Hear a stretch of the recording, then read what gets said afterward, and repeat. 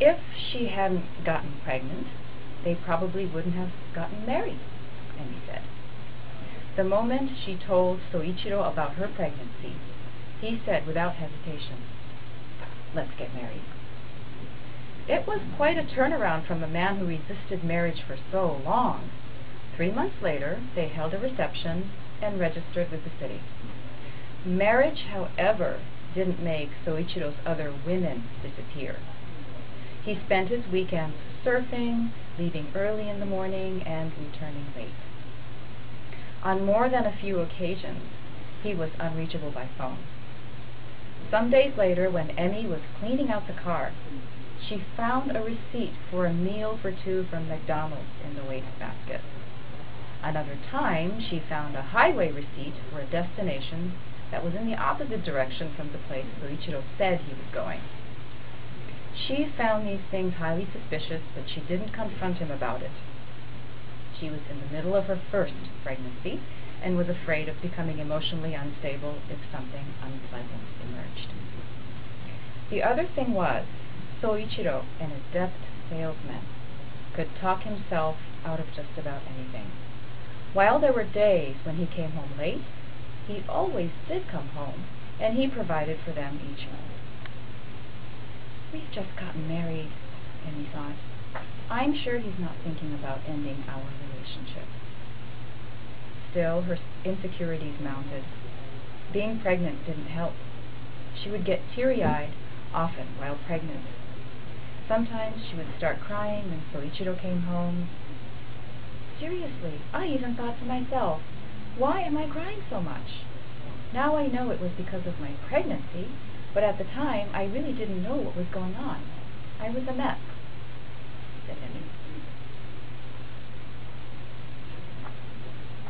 As for Soichiro, he often spent his days at home sulking, most likely because he was annoyed by Emi's drastic change in temperament. By then, Emi was actively trying to find out more about Soichiro's infidelity.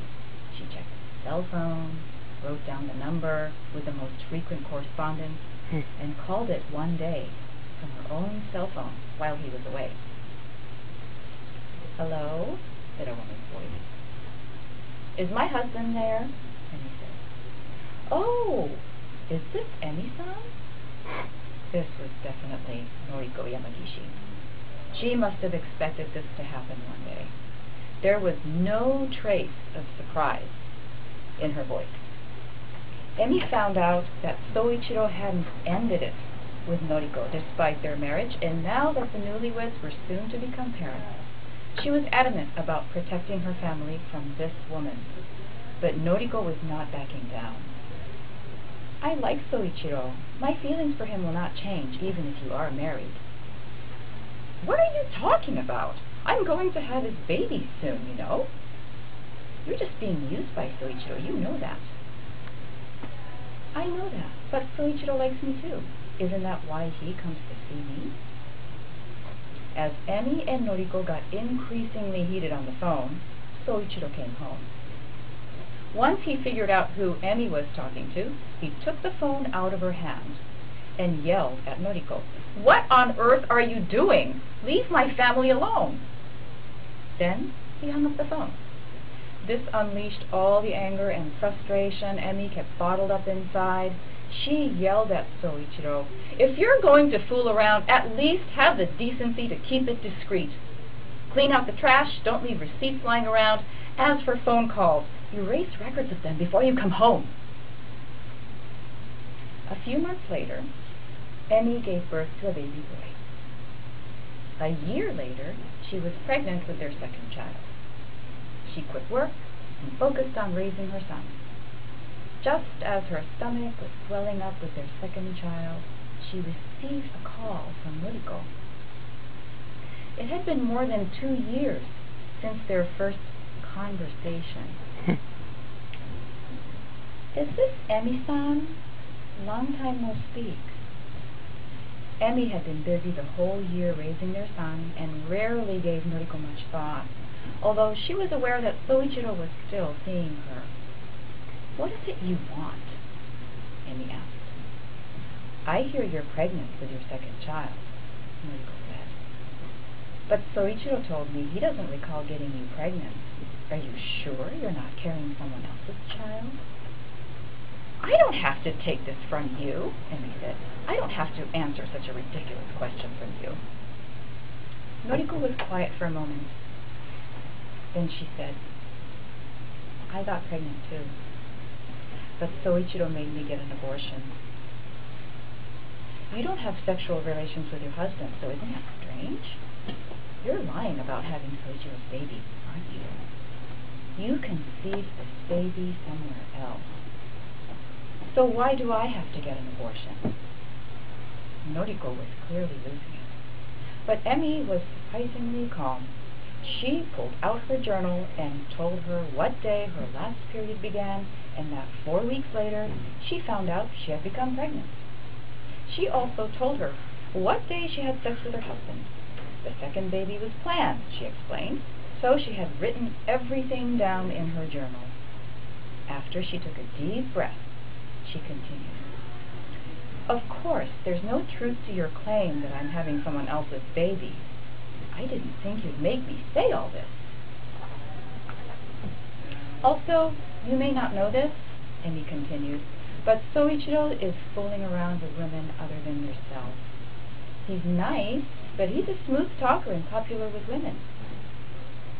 Not long ago, while Emmy was checking Soichiro's phone to find out more about Noriko, she discovered multiple emails from other women.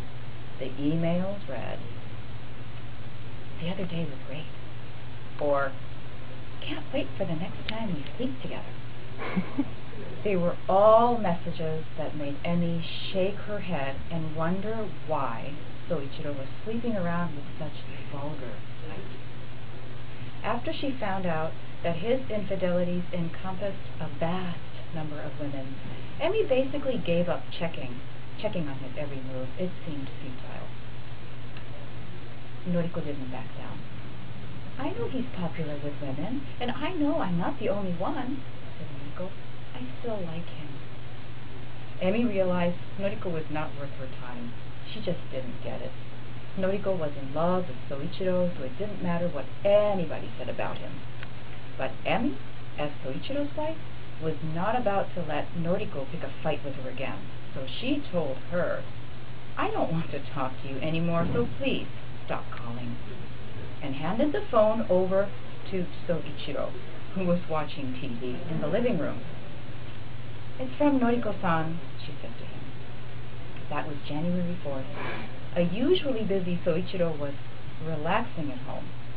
He took the phone and yelled, Don't call again! Emmy knows Soichiro is still in contact with Noriko, even to this day. Noriko doesn't call him at their home, but sends letters to Soichiro at work. There was no way Emmy would have found out had he left them at work, but Soichiro, for whatever reason, and despite all her warnings, stuck the letters in his work bag and brought them home, where they were spotted by Emmy's watchful eye. I've worked for a long time, so I've seen many men like that, said Emmy. I've taken male underlings out for drinks, or for a night out on the town. We've talked a lot about relationships. Sometimes I think it's a given that men have affairs. It's a matter of pulling it off well or poorly. I have male friends who are fooling around even after they got married. Even now, I go out to lunch with my male friends, and they tell me quite openly about their affairs. And that's when I think, well, why should my husband be an exception? I only ask that it be done discreetly.